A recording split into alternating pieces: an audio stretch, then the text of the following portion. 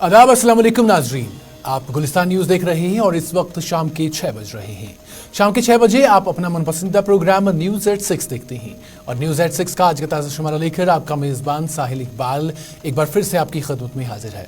नाज़रीन, news at 6 में आज मुख्तलिफ खबरें आना चाहती हैं और आज हम न्यूज एट 6 में खास तौर पर जम्मू कश्मीर की सियासत के हवाले से बात करेंगे, क्योंकि आज जम्मू कश्मीर की मुख्तलिफ सियासी पार्टियों के जो लीडरान हैं उनकी तरफ से अलग अलग बयानात सामने आए हैं। बात करें नेशनल कॉन्फ्रेंस की और यहाँ बात करें पीपल्स डेमोक्रेटिक पार्टी की और उसके साथ साथ बात करें कांग्रेस की, तो आज तीनों जमातें जो हैं बढ़ चढ़ कर बोली हैं और आज उन्होंने मौजूदा जो इंतज़ामिया है यानी मौजूदा गवर्नमेंट जो है उनको कटघरे में खड़ा किया है और उन पर इल्ज़ामात की बुछाड़ की है। इस सब पर आज हमारी बात होगी, लेकिन प्रोग्राम का आगाज़ सबसे बड़ी खबर से करते हैं और प्रोग्राम का आगाज में ही आपको बता दें कि आज नेशनल कॉन्फ्रेंस के जो नायब सदर हैं उमर अब्दुल्ला, वो साउथ कश्मीर के दौरे पर थे और आज उन्होंने आपको बता दें कि अनंतनाग में उनका जो है कन्वेंशन था, पार्टी कन्वेंशन था नेशनल कॉन्फ्रेंस का, डूरू शाहबाद जो कॉन्स्टिट्यूंसी है वहाँ पर। उसके बाद वो कोकरनाग भी गए और इस दौरान उन्होंने जो है बात करते हुए या यूँ कहें कि लोगों से खिताब करते हुए कुछ एक सवालात जो हैं उठाए हैं और उनका जवाब भी जो है उन्होंने मांगा है। सबसे पहले बात करते हैं उमर अब्दुल्ला की। उन्होंने कहा कि जब भी जम्मू कश्मीर में इंतखाबात कराए जाएंगे और जैसे ही इंतखाबात कराए जाते हैं और नेशनल कॉन्फ्रेंस अगर जो है हुकूमत में आती है तो सबसे पहले जो काम होगा वो ये होगा कि नेशनल कॉन्फ्रेंस जम्मू कश्मीर से पब्लिक सेफ्टी एक्ट जो है उसको हटाएगी और जम्मू कश्मीर की जो पहचान के साथ छेड़छाड़ की जा रही है उसके खिलाफ जो है काम करेगी। आपको बता दें कि उमर अब्दुल्ला ने अनंतनाग के डूरू शाहबाद में नेशनल कॉन्फ्रेंस के वर्कर्स कन्वेंशन के दौरान बात करते हुए कहा कि जम्मू कश्मीर में जब भी इंतखाबात होंगे और जब नेशनल कॉन्फ्रेंस इक़्तिदार में आएगी, सबसे पहले हम जम्मू कश्मीर से पब्लिक सेफ्टी एक्ट हटाएंगे। उन्होंने कहा कि जम्मू कश्मीर में बड़े अफसरान कहां से आते हैं इसकी परवाह नहीं है, मगर अब जम्मू कश्मीर में खत लाने वाला डाकिया भी बाहर से आता है, जिससे यह बात साबित हो जाती है कि अब हमारी पहचान मिटानी जा रही है। उन्होंने कहा कि हमारी हुकूमत आते ही इस निज़ाम को ख़त्म किया जाएगा। सबसे पहले देखते हैं उमर अब्दुल्ला इस हवाले से क्या कुछ कहते हैं, क्योंकि उमर अब्दुल्ला ने कुछ और भी बातें वहां पर की हैं, उन पर भी हमारी नजर रहेगी। लेकिन सबसे पहले इस हवाले से उमर अब्दुल्ला क्या कहते हैं, आइए देखते हैं। हम लेने वाला बाहर का, पहाड़ हमारे, पत्थर फोड़ने वाले बाहर के, अरे यहां तक कि आपके घर में चिट्ठी पहुंचाने वाला जो डाकिया है वो भी बाहर से लाए जा रहे हैं। हमारे लड़के लड़कियां जो है इस काबिल भी नहीं समझे जा रहे हैं। अच्छा, मुझे इस बात का भी एतराज नहीं होता अगर मेरा गरीब यहां का लड़का ये भी लगता, फिर वहां ले जाओ इसको, यहां से लगाओ हरियाणा में, लगाओ पंजाब में, लगाओ यूपी में, मैं भी मानू। मेरे ठेकेदार को यहां से ले लो, ले जाओ रहा पंजाब में, वो भी दरिया में से रेत निकालेगा। वो नहीं करोगे, वो आपसे होगा नहीं। बाहर से लोग आके आप यहां पे हमारे ऊपर ठोस दोगे, फिर आप कहते हो नाराजगी किस बात की। अरे बराबर करिए ना।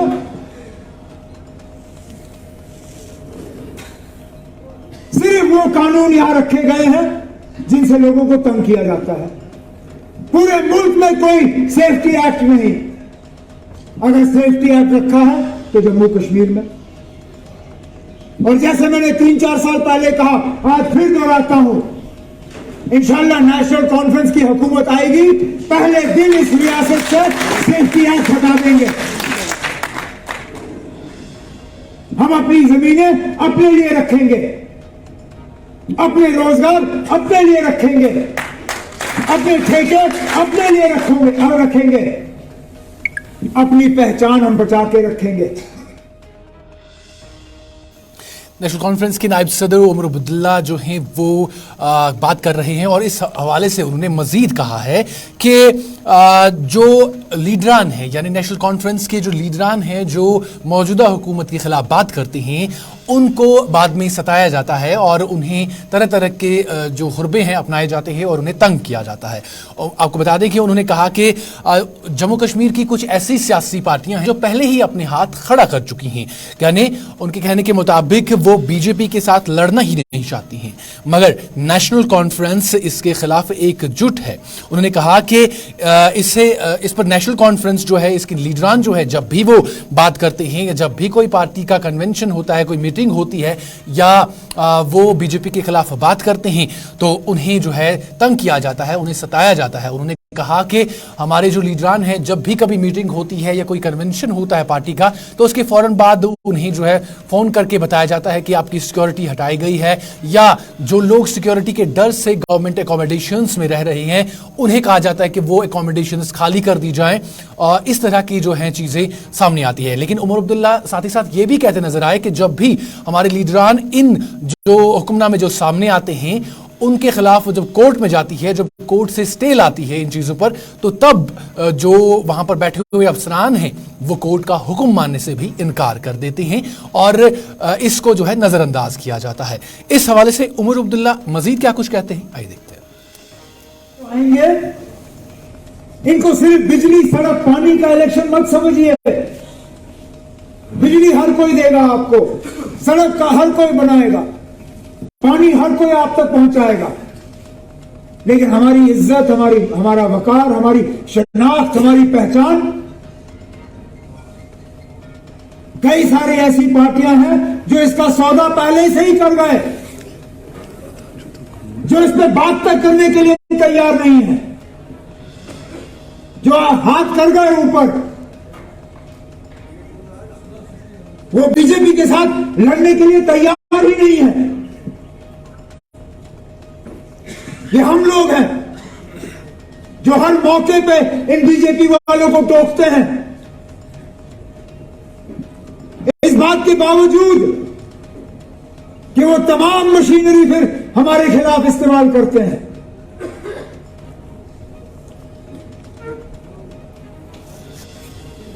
मेरे साथी यहां बैठे हैं, जिस दिन नेशनल कॉन्फ्रेंस का प्रोग्राम होता है दूसरे दिन हुकूमत की तरफ से कोई नया इनके खिलाफ शोषण शुरू हो जाता है। 5 दिसंबर को मेरे साथियों ने जनाब फारूक साहब के लिए एक बड़ा सा प्रोग्राम श्रीनगर में किया, जिसमें आप जैसे भी कई सारे साथी वहां पे मौजूद थे। प्रोग्राम खत्म होते ही ये लोग घर पहुंचे, वहां क्या देखते हैं कि पुलिस वाले इनका गार्ड उठाना शुरू कर गए। जो लोग सिक्योरिटी की वजह से वहां अकोमोडेशन में है, उनको ऑर्डर निकलता है मकान खाली करो। और दिमाग इन अफसरों का इतना खराब, यार पहले तो अदालत से भी डरते थे, अब तो वो डर भी नहीं।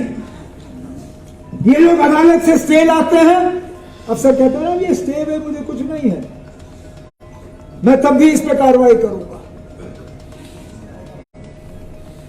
अब जिनको अदालत की परवाह नहीं, वो आम लोगों की क्या परवाह करेंगे? जिनको अदालत के ऑर्डर का कोई फिक्र नहीं, वो आपकी परेशानी का क्या फिक्र करेंगे? नाजरीन, आपको बता दें कि नेशनल कॉन्फ्रेंस के नायब सदर उमर अब्दुल्ला सिर्फ यहीं तक नहीं रुके हैं, बल्कि उन्होंने यूनिक आईडी के हवाले से भी बात की। उन्होंने कहा कि यूनिक आईडी के हवाले से बात करते हुए उन्होंने कहा कि हमें लगता था कि आप हमारा झंडा छीनना चाहते हैं, आप हमारा आईन मिटाना चाहते हैं, मगर अब साबित हो रहा है कि आप हमारा नाम भी मिटाना चाहते हैं। उन्होंने कहा कि हमसे आधार कार्ड मांगा जाता है, हम वो दे देते हैं, और हमसे पैन कार्ड मांगा जाता है, हम वो भी दे देते हैं, मगर अब खानदान के नंबरात जो है वो दिए जाएंगे, जिससे ये साबित हो जाता है कि जम्मू कश्मीर की शिनाख्त को खत्म किया जा रहा है। उन्होंने कहा कि इसका इलाज यानी इंतखाबात हमारे पास है, लेकिन अगर इसका सही तरीके से इस्तेमाल किया जाए। उन्होंने कहा कि आने वाले इंतखाबात सिर्फ बिजली और पानी के लिए नहीं होंगे, बल्कि अपनी पहचान, अपनी शाख जो है उसे बचाने के लिए होंगे। उन्होंने कहा कि जब कभी भी इंतखाबात होते हैं, उन्होंने कहा, बीजेपी पर उन्होंने इल्जाम आयद करते हुए कहा कि बीजेपी अगरचे इंतखाबात से भाग रही है, लेकिन एक दिन आएगा, एक वक्त जरूर आएगा जब इंतखाबात होंगे जम्मू कश्मीर में, और उस वक्त इंतखाबात जब होते हैं तो हमें इन इंतखाबात में बढ़ चढ़कर हिस्सा लेना होगा और नेशनल कॉन्फ्रेंस को कामयाब करना होगा, तभी जाकर ये सारी चीजें जो हैं खत्म की जा सकती हैं। आज कहते हैं कि एक नया नंबर निकलेगा, हर खानदान को वहां नंबर मिलेगा। अरे किस लिए ना, यहां नंबरों की कमी है। हर चीज में तो आप आधार नंबर मांगते हो, आधार नंबर हम आपको दे देते हैं। आप हमसे पैन कार्ड मांगते हो, हम पैन कार्ड का नंबर भी देते हैं।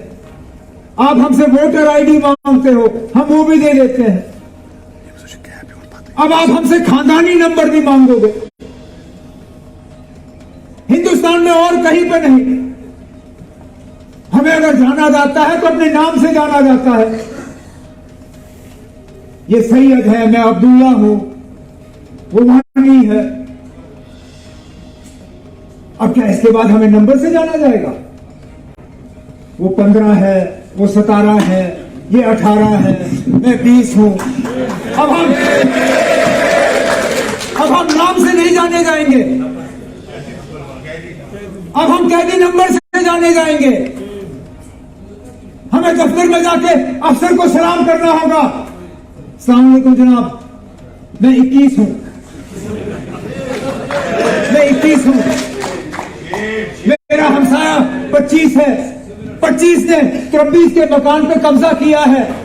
खुदा जरा 23 से वो कब्जा हटवा दीजिए ताकि 25 के दिल को थोड़ा सा आराम मिले। क्या यही है? क्या यही साजिश रचाई जा रही है? क्या यही आप जो हम कहते हैं कि आप हमारा वजूद मिटाना चाहते थे?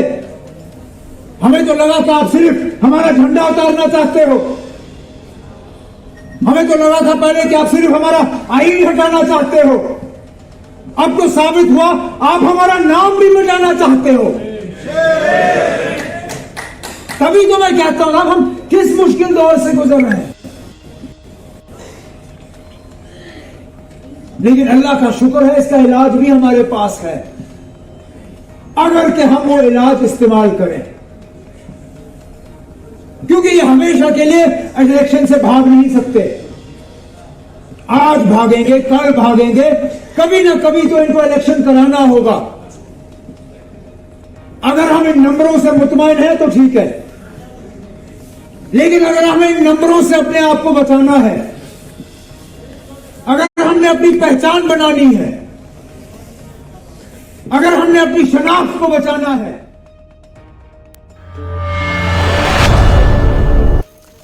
नाज़रीन, आगे बढ़ते हैं और अब नेशनल कॉन्फ्रेंस के बाद पीपल्स डेमोक्रेटिक पार्टी की बात करते हैं, क्योंकि आज पीपल्स डेमोक्रेटिक पार्टी की सदर महबूबा मुफ्ती भी बोली हैं और उन्होंने भी जो मौजूदा इंतजामिया है उस पर जो है सवालात खड़े किए हैं और उन्होंने कहा है कि जम्मू कश्मीर की अगर हम बात करें तो यहाँ पर जो नौकरियां हैं नौजवानों के लिए, उन्होंने कहा कि नौजवानों के लिए नौकरियों के दरवाजे जो हैं बंद कर दिए गए हैं, वहीं जेलों के दरवाजे नौजवानों के लिए खोल दिए गए हैं।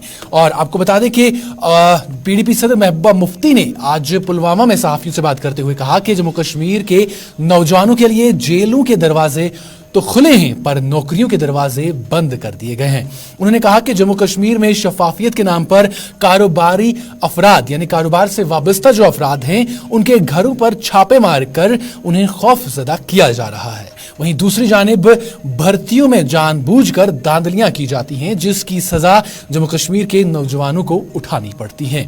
इन बातों का इजहार उन्होंने नीलोरा पुलवामा में एक ताजियत पुरस्ती की मजलिस के बाद किया। वो मजीद इस हवाले से क्या कुछ कहती हैं, आइए सुनते हैं उन्हीं की जुबान। ये जो सरकार है, यहाँ पर जो इंतज़ामिया है, ये बहुत ज़्यादा जो है दावे करते हैं, करप्शन फ्री और साफ़ व शफाफ निज़ाम की बात करते हैं, जिसके लिए यहाँ के लोगों को बहुत कीमत चुकानी पड़ती है। रोज़ छापे डाले जाते हैं बिजनेसमैन के यहाँ, रोज़ लोगों को नौकरियों से निकाला जाता है करप्शन के नाम के ऊपर। और आपने देखा होगा कि यहाँ जो नौजवानों की पकड़ दकड़ है, नौजवानों के ऊपर मॉनिटरिंग चलती है, उनको शक की नज़र से देखा जाता है, उसके ऊपर सबसे ज़्यादा बेरोज़गारी अगर कहीं है तो वो जम्मू कश्मीर में है। पिछले 2019 के बाद 4-5 साल से जितनी भी रिक्रूटमेंट हुई है उसमें धांधलियाँ होती नहीं है, बल्कि धांधलियाँ की जाती हैं, जानबूझ के धांधलियाँ की जाती हैं। नौजवान मेहनत करता है, इम्तिहान में हिस्सा लेता है, उसके बाद पता चलता है कि इसमें धांधली हुई है। तो ये कसूर किसका है? ये यहाँ की हुकूमत का कसूर है। सज़ा तो उनको देनी चाहिए पर नौजवानों को सज़ा देते हैं। सारा जो है प्रोसेस उसको स्क्रैप करते हैं, उसको ख़त्म करते हैं। आज अब फायर सर्विस की बात है, इससे पहले सब इंस्पेक्टर की बात, FAA की बात, जल शक्ति की बात, जहाँ भी रिक्रूटमेंट होती है उसमें धांधलियाँ की जाती हैं जानबूझ के, ताकि उसको कैंसिल किया जाए और यहाँ के नौजवानों को और ज़्यादा मायूसी की तरफ धकेला जाए। क्योंकि यहाँ का नौजवान पहले ही तंग पड़ा हुआ है, पहले ही मुसीबत में है, पहले ही उसको शक की नज़र से देखा जाता है। उसके लिए जेल के दरवाजे खुले हैं मगर नौकरियों के दरवाजे उसके लिए बंद किए जाते हैं। चलिए नाज़रीन, अब आगे बढ़ते हैं और अब बात पार्लियामेंट के हवाले से करते हैं, क्योंकि आज पार्लियामेंट में जो जस्टिस हसनैन मसूदी हैं, रिटायर्ड जस्टिस हसनैन मसूदी, जो कि पार्लियामेंट मेंबर हैं और नेशनल कॉन्फ्रेंस के सीनियर लीडर भी हैं, आज उन्होंने आपको बता दें कि पार्लियामेंट में अपनी बात करते हुए, माशियत पे बात करते हुए उन्होंने अपने जो ख्यालात हैं उनका इजहार किया। और इस हवाले से उन्होंने कहा कि जम्मू कश्मीर में माशियत के हवाले से बात करते हुए उन्होंने कहा कि ज़मीनी सूरत हाल सरकार के दावों के मुतरादिफ है। उन्होंने कहा कि 5 अगस्त के फैसले के बाद से जम्मू कश्मीर में नौकरियों, कारोबार के हवाले से कोई अच्छी रिपोर्ट नजर नहीं आती है। उन्होंने कहा कि आज भी जम्मू कश्मीर के कई 100 नौजवान मुल्क के मुख्तलिफ जेलों में बंद हैं। उन्होंने वादी कश्मीर के मजहबी स्कॉलर्स की नज़रबंदी के हवाले से भी बात करते हुए कहा कि वो भी मुख्तलिफ जेलों में बंद है। उन्होंने कहा कि सरमायाकारी के दावे किए गए थे, यानी 5 अगस्त के बाद सरमायाकारी के, यानी जम्मू कश्मीर में सरमायाकारी होगी, लोग बाहर से आएंगे और इन्वेस्टमेंट करेंगे, इसके दावे किए गए थे। लेकिन मैं जानना चाहता हूं कि सरमायाकारी हुई तो हुई कहां पर, ये जस्टिस हसनैन मसूदी कह रहे हैं। वो इस हवाले से उन्होंने मजीद क्या कुछ कहा है, आइए सुनते हैं उन्हीं की जुबानी। ये मौका आता है सप्लीमेंट्री ग्रांट्स का, तो ज़िमनी जब मुतालबात किए जाते हैं तो एक खुद एहतसाबी का अमल शुरू ज़रूरी बन जाता है। तो जो मुल्क की मईशत है हर सूरत में उसमें एक चैलेंज है।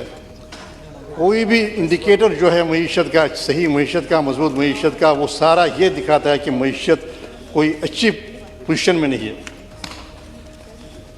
जनाब, अगर जो सोशल सेक्टर में कोई कामयाबियाँ हुई हैं, लेकिन मजमूई तौर पर जहाँ पर एम्प्लॉयमेंट की बात है, जहाँ पर जनाब कारोबार की बात है, कीमतों की बात है, तो कोई अच्छा खबर हमें नहीं मिलती है जो मुल्क की मईशत है उसके बारे में। जनाब, जम्मू कश्मीर की बात जब करें तो 5 अगस्त 2019 को जब जम्मू कश्मीर की खुसूसी पोजीशन ख़त्म की गई और इसको एक 5000 साल पुरानी रियासत को एक तकसीम किया गया, तो हमने उसी वक्त ये मुतनब्बे किया था कि जो कदम आप उठा रहे हैं सही नहीं उठा रहे हैं और इससे कुछ हासिल होने वाला नहीं है। और वक्त ने वही साबित किया। हमें नॉर्मलसी का वादा दिया गया था, हमें कहा गया था कि खुशहाली के दिन आएंगे, एक नया कश्मीर होगा, और आजकल हम देख रहे हैं कश्मीर की क्या खुशहाली। जब तक सियासी पहलुओं पर आ जाएंगे, जब आज भी तशद्दुद के वाक़ात हो रहे हैं, हर दिन किसी से किसी तशद्दुद की इतला हमें मिलती है। जब इस वक्त भी कई सौ नौजवान जम्मू कश्मीर से दूर जेलों में, डिस्ट्रिक्ट बरेली में, अम्बेडकर नगर में, आगरा में, जबकि AK रॉय में वाले केस में सुप्रीम कोर्ट ने वाज़ेह कहा कि जो भी प्रिवेंटिव डिटेंशन में हो उसको वहाँ से दूर नहीं रखा जाना। इतना ही नहीं, जो बिल्कुल मजहबी स्कॉलर्स हैं, मौलाना अब्दुलरशीद दाऊदी हैं, जनाब मुश्ताक साहब वीरी हैं, तो वो तक पाबंद सलासल है। तो ये बात यह है कि देखिए, किसी हम वाइट टू टाइट कंपार्टमेंट्स नहीं कर सकते हैं। जब सियासत है और मईशत का एक दूसरे का चोरी दामन का साथ है, जनाब वो खा भी रहा। इन्वेस्टमेंट्स की बात हुई, कोई इन्वेस्टमेंट नहीं हुई। आप देखिए जनाब, अब क्या है, असली आंकुर पर आ जाइए। अब जनाब वही कहूँगा ना जनाब, मुझे इजाज़त दीजिए जनाब, जहाँ तक अनएम्प्लॉयमेंट है जम्मू कश्मीर में, मुल्क में सबसे ज़्यादा है। तो 20% के आसपास इस वक्त अनएम्प्लॉयमेंट कश्मीर में। तो जनाब एजुकेशन तो नाम की है, जनाब 2 यूनिवर्सिटियाँ बनाई गई। आप हैरान रह गए कि साउथ कैंपस में सिर्फ 6 डिपार्टमेंट्स है और 16 और जनाब ये अभी दिल्ली के ज़ख्म ये सहला रहे हैं। तो अब तब जनाब छः डिपार्टमेंट्स है और 16 खुलती फैकल्टी है। सेंट्रल यूनिवर्सिटी एजुकेशन जनाब कहीं है ही नहीं जनाब। जहाँ तक एम्स है जम्मू में, अगर जो वहाँ पर स्टूडेंट्स लाए गए हैं, लेकिन कश्मीर में कहीं और स्टूडेंट्स है और कहीं और एम्स बन रहा है। तो जनाब अनएम्प्लॉयमेंट और अंडर एम्प्लॉयमेंट की बात देखिए, कोई 1 लाख के करीब daily wagers, CIC workers, casual workers, need based workers, hostel development fund workers इस वक्त अपनी तनख्वाहों का इंतजार कर रहे हैं, रेगुलराइजेशन का इंतजार कर रहे हैं। और ख़ासकर जनाब जो ये और आप जम्मू कश्मीर बैंक की बात देखिए, एक छोटा सा बैंक है, 2054 करोड़ रुपए उन्होंने माफ़ किए। तो किसके माफ़ किए, कैसे माफ़ किए, तो ये इसका कोई है ही नहीं। तो ये इंडिकेटर्स हैं जो हमारी मईशत के इंडिकेटर्स हैं जम्मू कश्मीर की। जब मुल्क की तुलना करेंगे तो मुल्क में है ही है, जो मैंने कहा वो चुनौतियाँ। ये जम्मू कश्मीर की बात जनाब है। सेब जनाब जो रीढ़ की हड्डी है, आपसे पहले भी मैंने गुजारिश की। तो चलिए नाज़रीन किराम, इस खबर के साथ ही आज के न्यूज़ एट 6 के शुमारे का इख्तिताम पहुंचता है। दीजिए अपने मेज़बान साहिल इकबाल को इजाज़त। अल्लाह हाफ़िज़ नाज़रीन।